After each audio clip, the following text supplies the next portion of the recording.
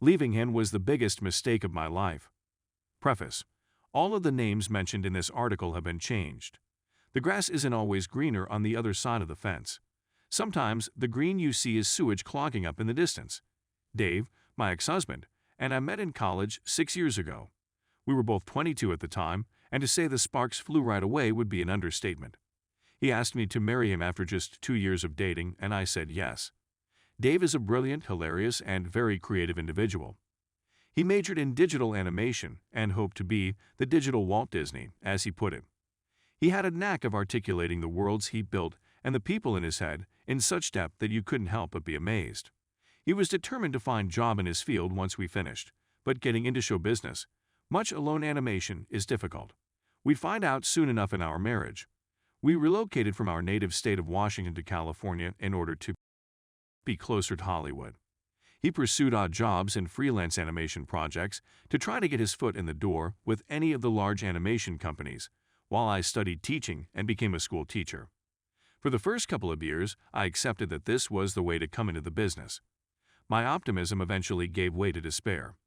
Los Angeles isn't inexpensive, and living on a teacher's income and the few assignments he'd receive wasn't going to be sustainable in the long run. I was becoming annoyed with his lack of development. My frustration quickly turned to resentment, which permeated every part of our marriage. This went on for 3 years. Nothing occurred just as it seemed that he could get his big break. Nonetheless, he had pleaded with me that he had to keep to his plan, that his efforts will be rewarded.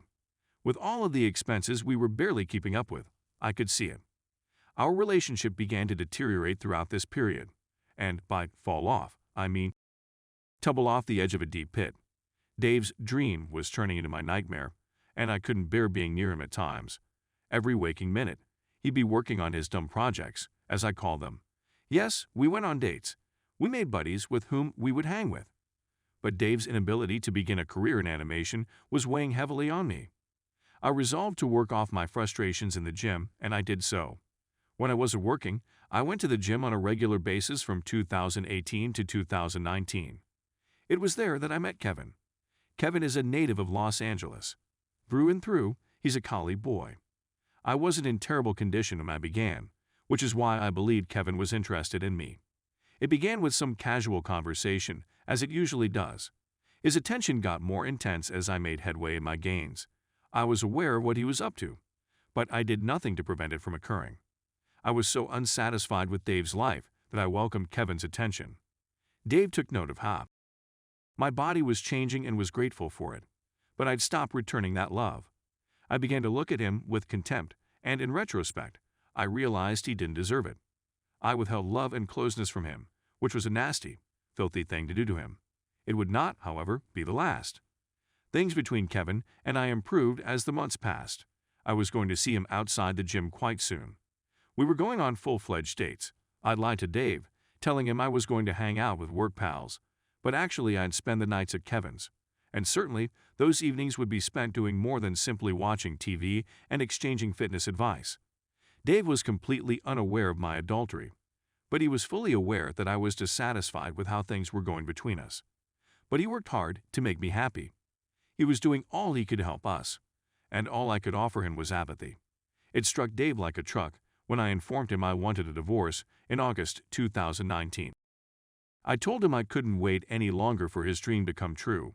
I wanted to create a family, and I knew that because of where we were financially, emotionally, and psychologically, I would never be able to do so with him. He begged and implored that I not do it. He continued asking me why I was doing this to him, and how I could do such a thing to him. A part of me felt horrible because I knew I was abandoning him for Kevin, but I knew in my heart that this was what I needed. We were still in our early 20s. He may be able to recover from this. We were simply not meant to be. Those were the justifications I gave myself. I opted not to ruin him in the divorce since we lived in California. All I asked for was half of what I had contributed to the marriage. We were living in a one-bedroom apartment with no real assets, so there wasn't much to obtain in the first place. Meanwhile, he, our friends, and our families were unaware of Kevin's existence. Kevin, on the other hand, was aware that my marriage was in trouble. He was the one who persuaded me to abandon Dave for him. By November 2019, I had divorced Dave and was gradually transitioning to a full-time relationship with Kevin.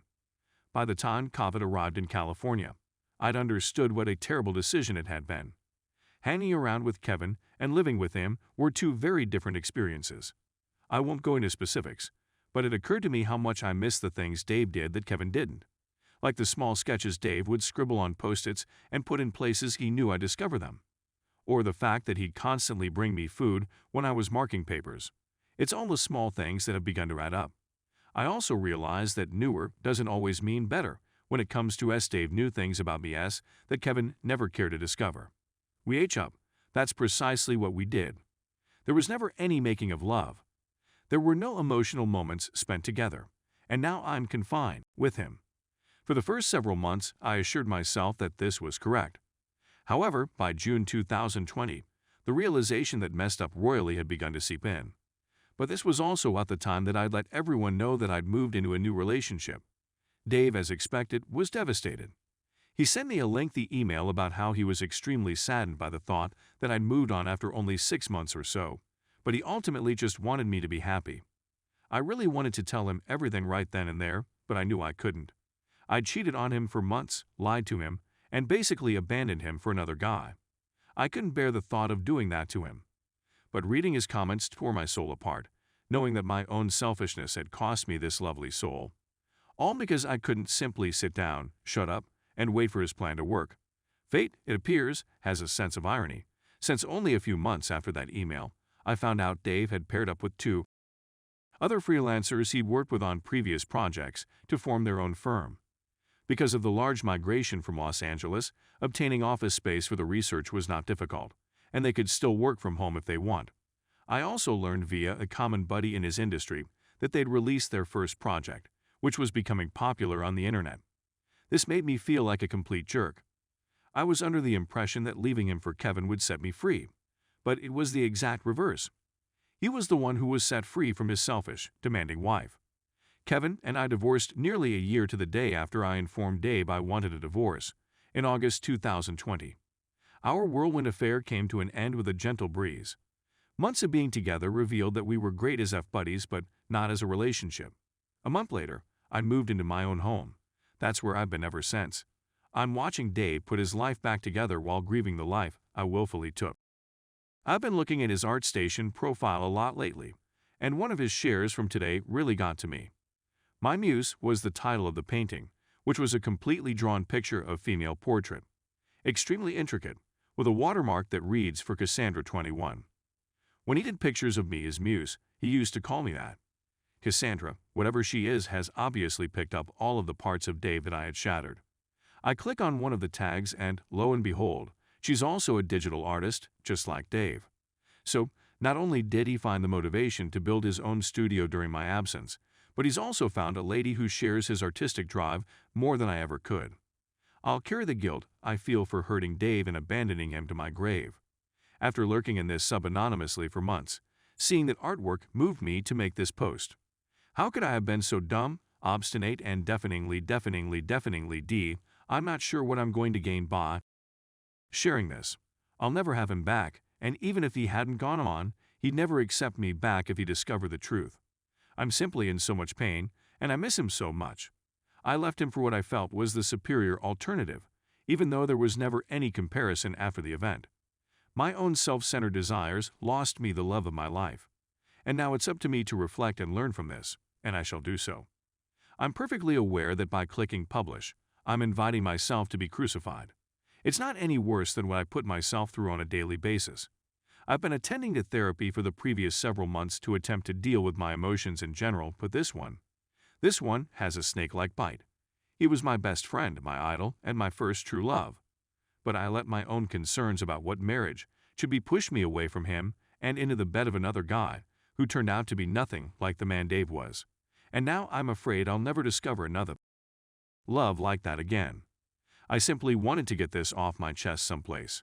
Edit, to anybody who has questioned or mentioned it in comments, even some that have since been deleted.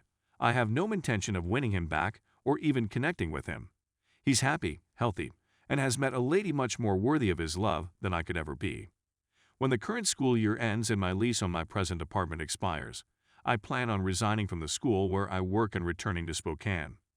We'll be separated by thousands of miles, and there's no way I'll ever run into him since his parents have moved to Northern California. He'll never have to see or talk to me again. In terms of romance, I believe it is preferable for me to stay alone for a time. I'm 27 years old and have plenty of time to find love and build a family. First and foremost, I must work on myself. When I return home, I'll look for a new therapist and begin the process of sifting through my baggage.